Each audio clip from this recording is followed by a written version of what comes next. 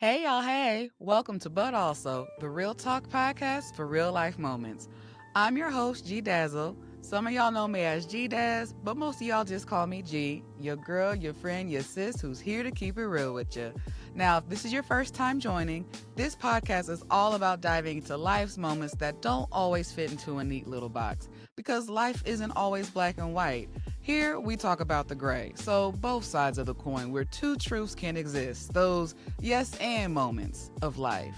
Like, you know what? It's the growth for me, but also, I thought I'd be further along than this. So here we keep it light, we keep it real, and we keep it all the way honest. So you'll get some laughs, a couple of keys, and maybe even a moment or two where you'll be like, dang, G, you just gonna read my life like that? Yes.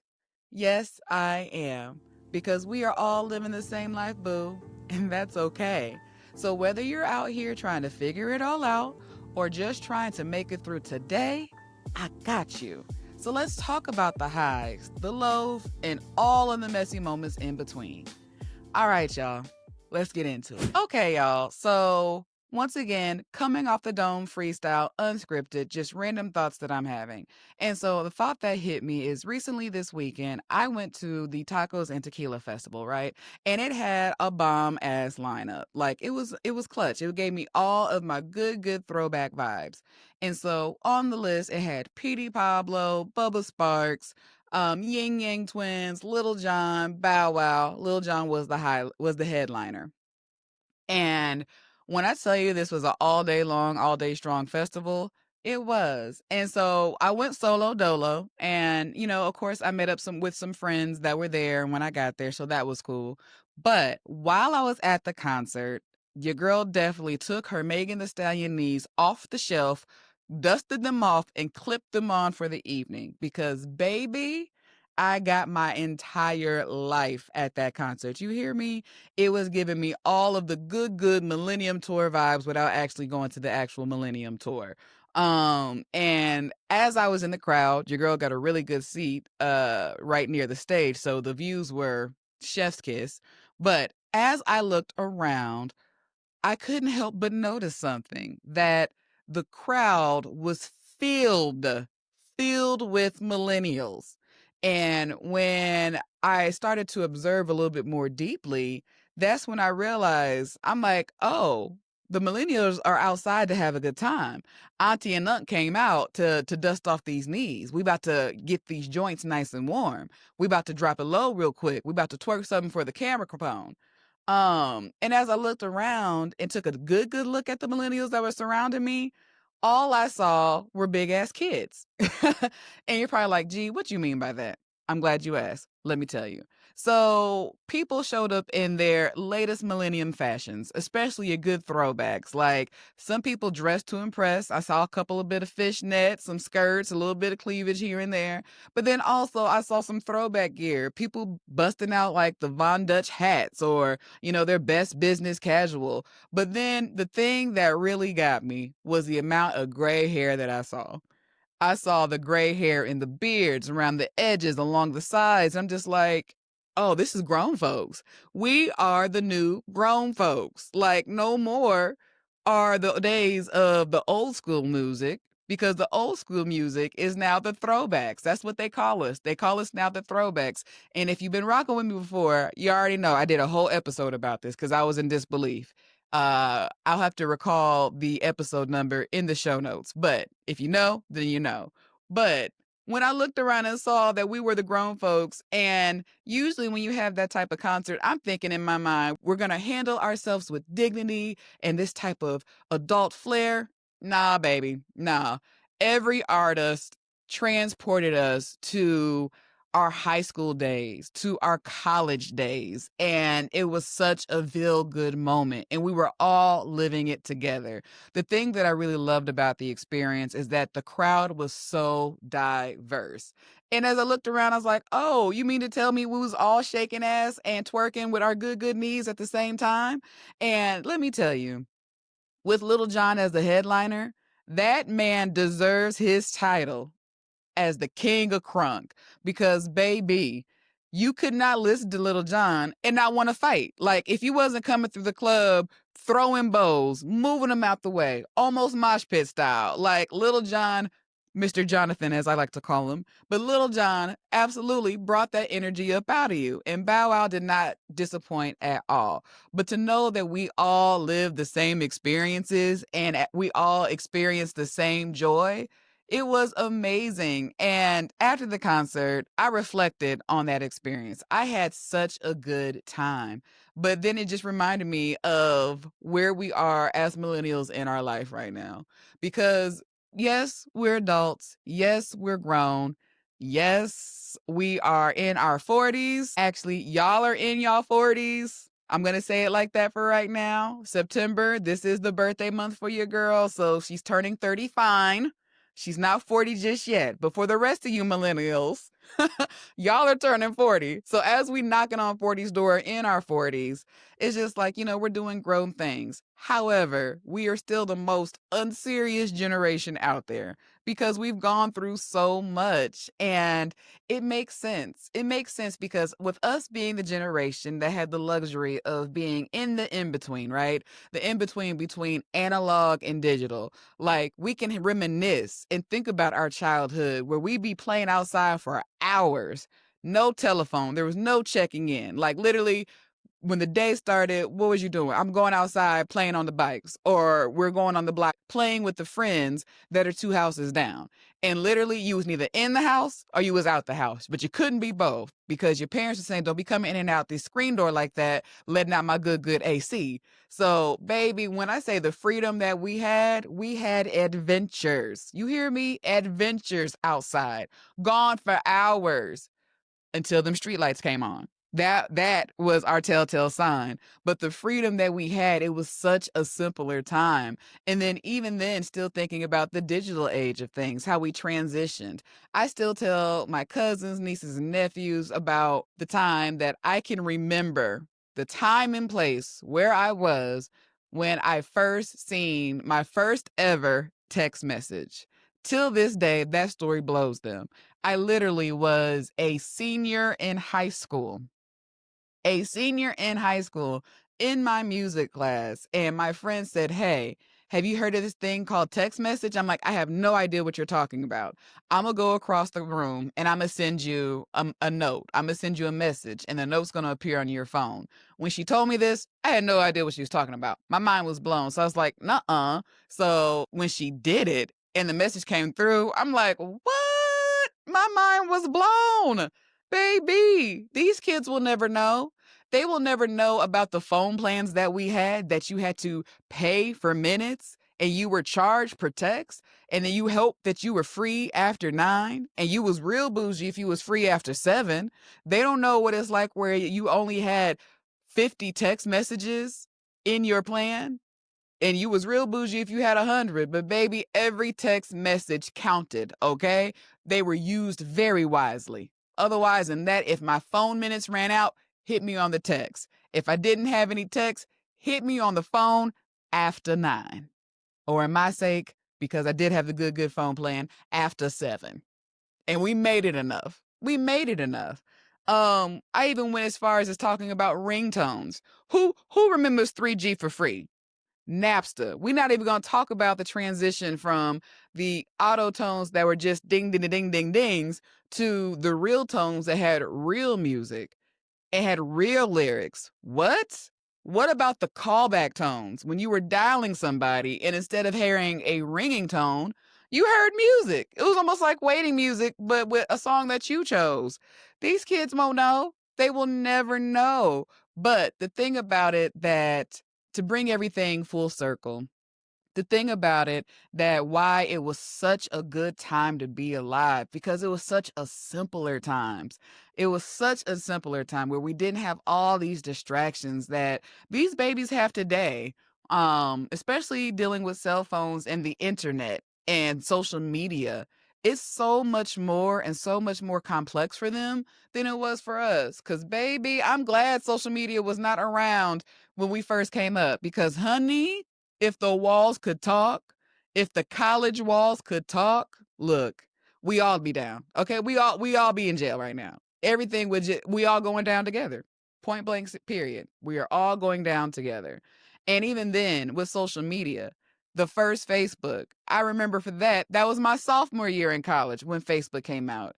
And that's when you needed a school email address that ended in a .edu to be a part of it. My homegirl hit me up, was just like, hey, my school's on the list. You should sign up and add your school to the list. And I'm like, girl, I don't even know what you're talking about right now. What is this Facebook thing and why? Why do I even want to do it? And the thing about it is, we don't even realize during the early Facebook era, even early MySpace era, we were basically programmers back then. We didn't even know that we were low-key front-end programmers because look, the wallpapers that I had on my MySpace, and look, I'm going to date it even more, and I know I'm not the only one who had a Black Planet page. Like, only the real know about a Black Planet page, because look, the wallpaper that I had, the music that we had, text scrolling up and down, doing visual effects. Honey, we were searching up and down for those codes and putting it in and being whole programmers out here and didn't even realize it. Okay? We were the pioneers of that. Today's generation will never know that. We pioneered so much for them. And to bring it back full circle, as I thought about that concert and such a good time that I had, and like literally the artists on stage were talking about how their favorite era of music was the 2000s, because at that time, baby, we danced. We had a good time. That's when we went to the clubs, went to the parties in our best business casual, okay? Best business casual, layered up, walking in looking like something and leaving out looking a hot, sweaty, wet mess. But baby, we had a time. Today's kids will never know. All they have now are these 8-count routines. They have routines. They got steps. They got instruction. But just to freestyle dance till your heart is content, till you sweating, just dripping, they'll never know. They'll never know. But it was such a simpler time, and it was carefree. And that's before all the things happened during our generation. Like I said, with millennials, we have endured so much already that we're basically numb to it. We're numb to it. Between, I don't know how many recessions, how many public or school groups shootings, bombings, kidnappings, aliens, then on top of that, a whole pandemic. And we're not even going to talk about the politics of things of where the world was then to now. Well, right now, where it's just like, man, it cost me $18 to fill up to get a quarter a tank, if that, or it cost me $20 just to get a thing of bread and eggs, and that's 2 items. And I'm already tapped out. So by this time, nothing else can faze us. We're numb to it. And all we have left in us is to laugh and enjoy life. And that's why we joke so much, because we remember our inner child that we had, where it was carefree. We didn't have all the distractions of the world against us. We didn't have the internet or digital media or social media where we're dealing with doom scrolling and just, what media is showing us. And even then, what the beauty standards look like, we're seeing that all the time. And baby, that music just takes us back to, it's just like, you know what? Let us just be for a second before we had all of this rigmarole, all of this adulting. Because I know I can't be the only one. And I've mentioned this before. This subscription of adulting, I'm done with this free trial. I am. I'm done with this free trial. And I'd like to leave a Yelp review on it, because when I was younger, adulting was just supposed to be for me to do whatever I want, stay up late, eat whatever I want, move how I wanted to move, and be unsupervised and have money. They didn't say anything about the part where you have to pay bills, like a lot, and they keep coming. They didn't say anything that, taking that trip to the mailbox was never a happy trip, because ain't nothing in there but bills. It's not gift cards. It's not love notes or anything like that. Happy birthday cards, maybe here and there, but mostly, it's bills. It's bills. It's just people asking for money all the time. They did not tell us that we had to make money to live, and then live continuously, especially if we're trying to attain a certain lifestyle, that we had to be fiscally responsible, that we had to stay hydrated at the same time, And then we're not even going to get on the fact about if we take it a step further in adulting, if we're producing little tiny humans and the efforts that it takes to make sure these little tiny humans are staying alive and fed day to day. If anything, we're giving ourselves high fives when we do. Like, hey, we made the kids survive another day. They're still here. We did it. And then, we didn't have to deal with the question that just haunts us every day. And I know I'm not the only one. And especially if it's your family or even not, the question that we dread is, what's for dinner? What are we going to eat today? I don't even want to think about it. Like just little things like everyday life decisions. And this subscription, the trial, all of that wasn't listed. So, like I said, I want to leave a review for it because didn't nobody say that. They didn't share that with us. But I think that's why we have such an affinity for the 90s, for the early music, because it just takes us back to a time where, how did Lauryn Hill say, it could all be so simple, so simple, so simple, so simple. So I hope y'all enjoyed my music interlude. It don't happen often, but today it did. But yeah, these are just my thoughts. Like as us as the new adults, when low key we need a little supervision ourselves, but we out here winging it. We are out here winging it the best that we can. Because we've been through it all. We've seen it all. And at this point, I don't think anything else can phase us. And if it does, it may be in a state of shock for a little bit, but add it to the list. Add it to the list. Plain and simple.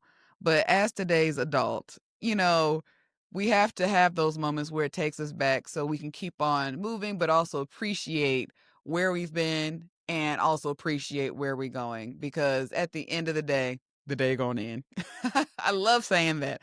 Thank you to Gloria Hallelujah, also known as Glorilla in these streets. But it just allows us to appreciate where we've been to where we're going, and for the little people that we create, the shoulders that we allow them to stand on afterwards, where it's like, hey, we've had these experiences and I don't want those experiences for you. Even as it relates to gentle parenting, where, we want to make sure that the reason our children are not in therapy is because of us. Like, let's try to undo the trauma that was done to us, and we're not passing that down. So, you know what, millennials? High five. High five to us because you are doing it.